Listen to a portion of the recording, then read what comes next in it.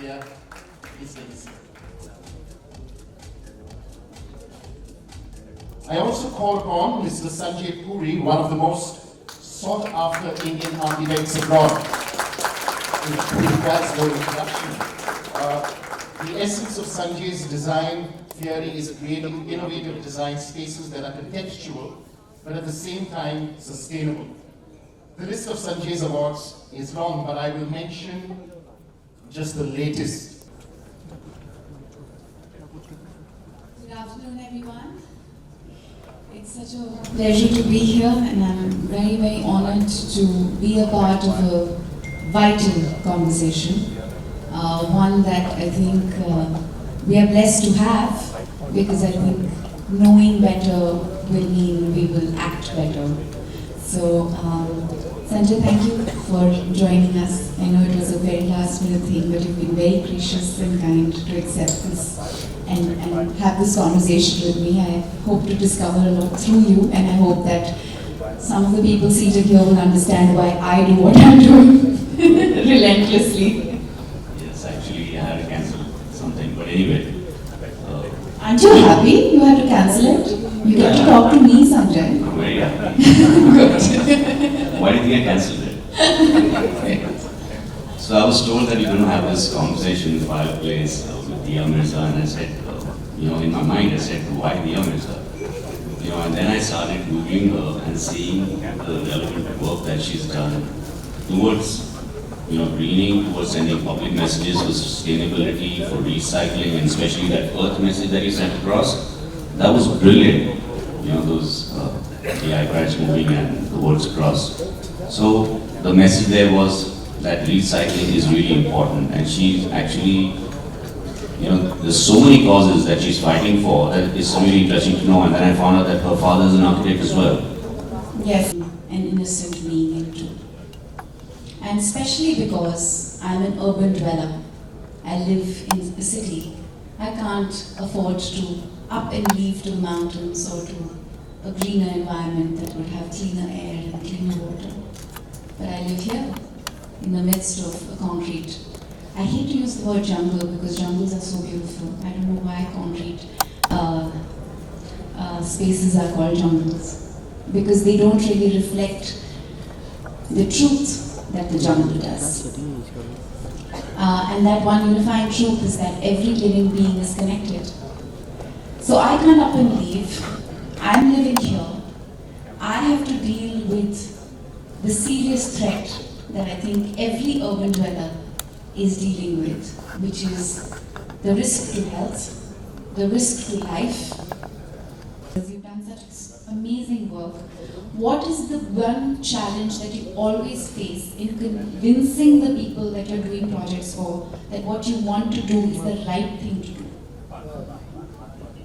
We were just discussing this earlier. When in an architectural project, if 100% is about doing the project right, 5% is doing the design, 60% is convincing the client that what you're doing is right and it's good for the ecology and for the environment, and the balance 40% is actually seeing the project come through the way it is envisaged, especially in India. Just to put it in perspective, Bombay has grown from 20,000 acres 4 decades ago to 150,000 acres. But look at Pune. In the same time, it has grown from 2,000 acres to 111,000 acres. Waste management is a huge area that I've been focusing on, and I really want you to share with us, because I keep thinking about the population density in an area, and then I think about the consumption of that population density, and I also wonder where all that waste is going to go. It's showing up, it's landing up in our drainage, it's landing up in our oceans, our seas, our rivers, our forests, in our intestines, our kidneys, and where not, in the form of cancer, heart disease.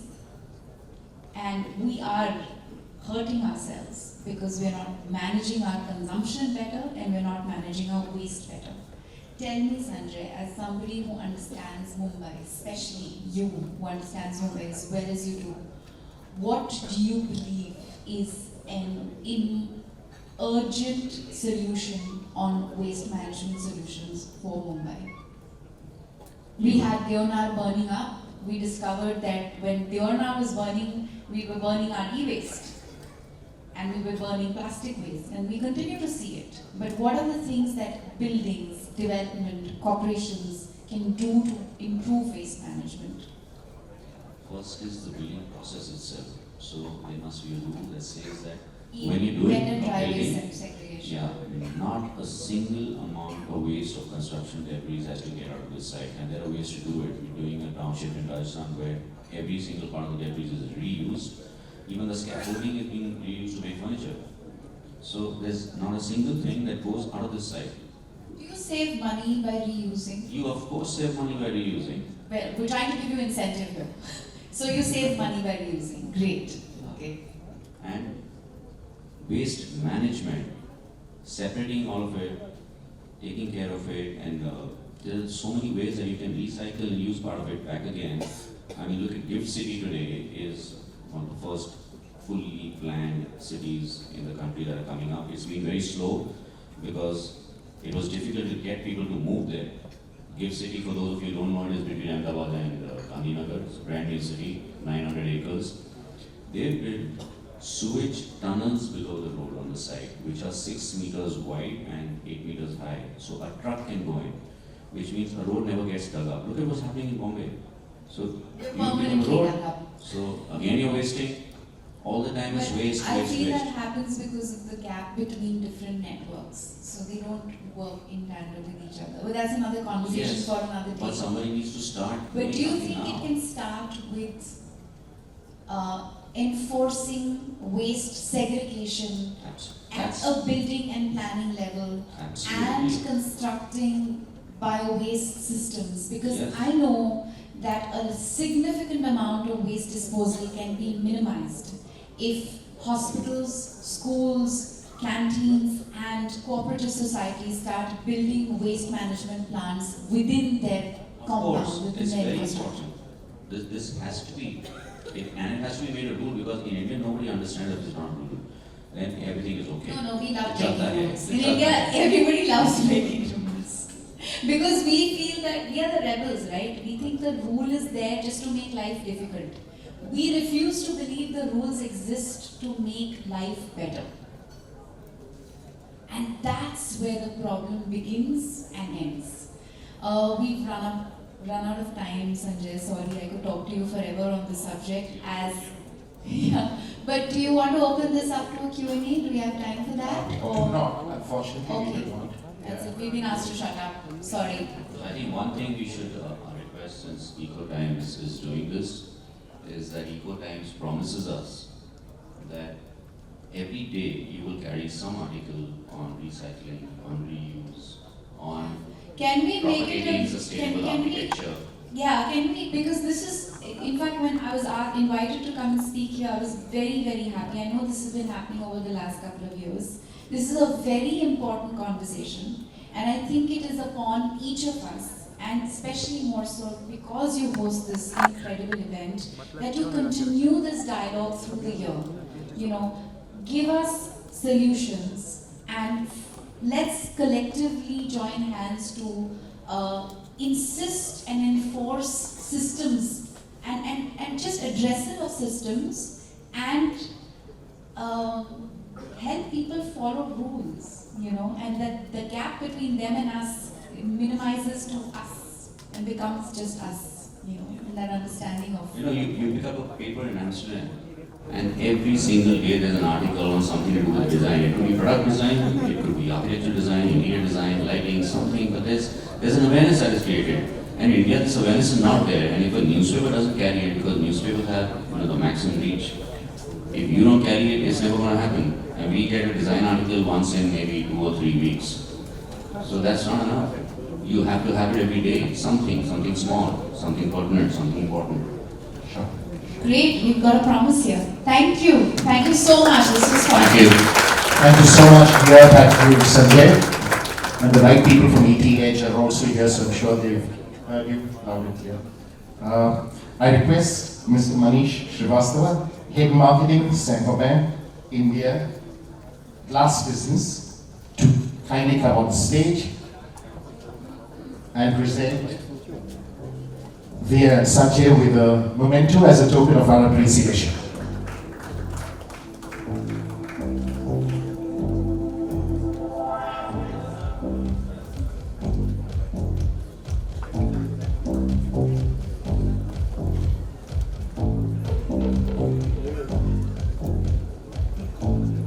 Like Sanjay,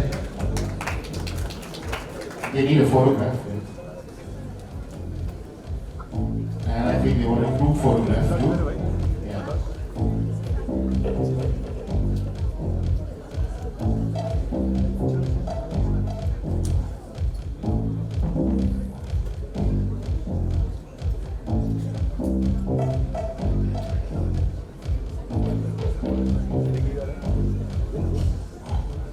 Once again, thank you Diya, thank you Sanjay for a wonderful fireside chat. Thank you for your time.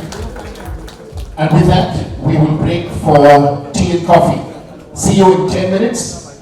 To remind you again, this is your last opportunity to fill in your feedback forms in full and submit them to the registration desk. We will have the lucky draw post the session after we meet for tea.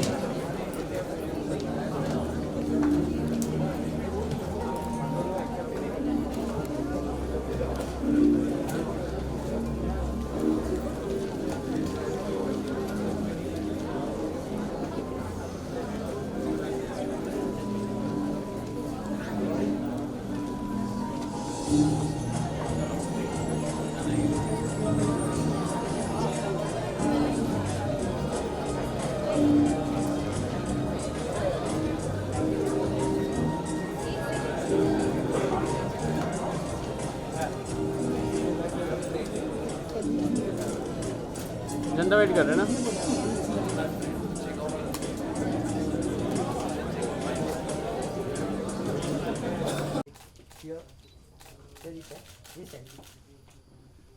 Thank you. Excellent. Last. One man, one. Last one, man. Thank you. Thank you. Thank you, thank you. Were you in the session? Did you enjoy it? very much You know, like we just met Diya day before yesterday for an event. Diya, first of all, tell us your thoughts. You know, the whole session. What's yours?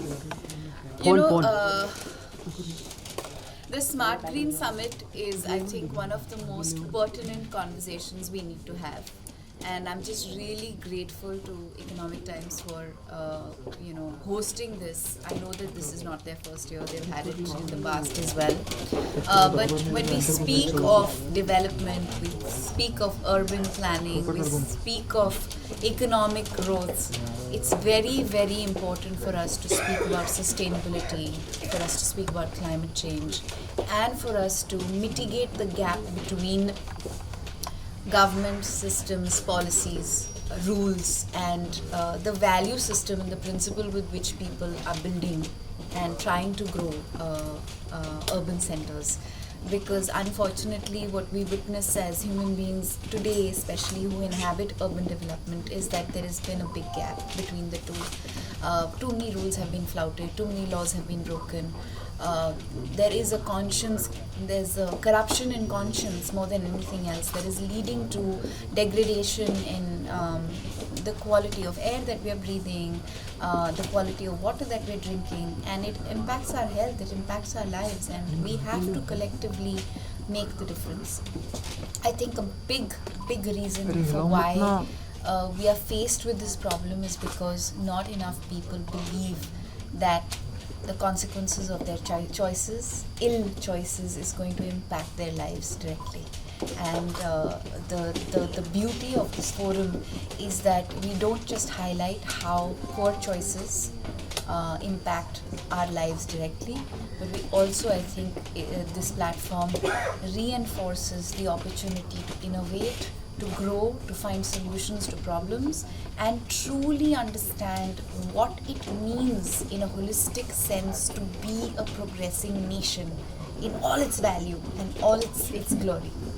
So, what are some of the major things you would encourage people to do in an effort to create a cleaner, greener planet? I think my biggest reiteration through my conversation with Sanjay Puri was the emphasis on the fact that developers, builders identify a very key thought, which is that when you're building, when you're developing, whatever it is, whatever kind of infrastructure, whether it's housing, whether it's corporate, whether it's roads, highways, whatever it may be, do it from a place of value, do it from a place of principle. Don't just do it for the sake of making money, because the consequences of short-sightedness are large, and it is essential that we start caring more and becoming more responsible as developers. Lastly, you have been passionate voice for better waste management. Share with us a few thoughts on that. You know, waste management is one of the most critical issues in urban developments. We seem to forget, even as people who are a part of civil society, that the more we consume, the more we waste. And everything that we bring home has to go somewhere. Whether it is the things that we buy to use. So we need to become more conscious as citizens on our consumption and our waste, and become more responsible about how we treat our waste. I know that we expect the government to implement better waste management systems, but if cooperative housing societies, schools, hospitals, colleges, universities, canteens, hotels, restaurants do not collectively acknowledge the importance of managing their waste better, then governments will not be able to help us, because there is only that much that the government can do. We as citizens need to become more proactive about how we manage our waste, and it starts with basics, which is waste segregation. Dry waste and wet waste. All your kitchen waste can go into the soil. It is biodegradable. It can be converted to compost. It can be converted to energy. But your dry waste can't be, and that can be recycled. So the collection points for recyclable waste have to increase. E-waste collection points have to increase. I have a young boy who calls himself Earthbud on Twitter, who's started a phenomenal campaign. He's one of us. He's a child. He's actually a child, and when Deonar dumping ground burning came into the news, and we discovered the chemical component, particulate component in that burning ground thing, he said, 1 second, e-waste is being burnt there. So our wires, our batteries, our gadgets, we're just throwing it, and it's landing up on our dumping grounds, and it's being set ablaze. And all of that in our air means heart disease, means cancer, means ill health to us. So this young boy, all of 14, has been conducting workshops in schools, in universities, encouraging people to collect their e-waste through the year and deposit at the right places. So working with municipalities, working with government, so it's really about participation and awareness. So each of us can and must do our bit. Diya, lastly, if you could just give the New Year wishes and the Christmas for your viewers. Sure, of course. 2016 has been a really tough year for a lot of us and a lot of part of the world. I really pray that 2017 is a more peaceful world to live in, is a happier place for all of us to live in, and becomes a place where each of us makes a proactive choice to make a difference and be the difference. So here's wishing all of you a very happy, peaceful and healthy 2017. May all our collective dreams come true, and may we become the change. Thank you. Diya, just a request for E24.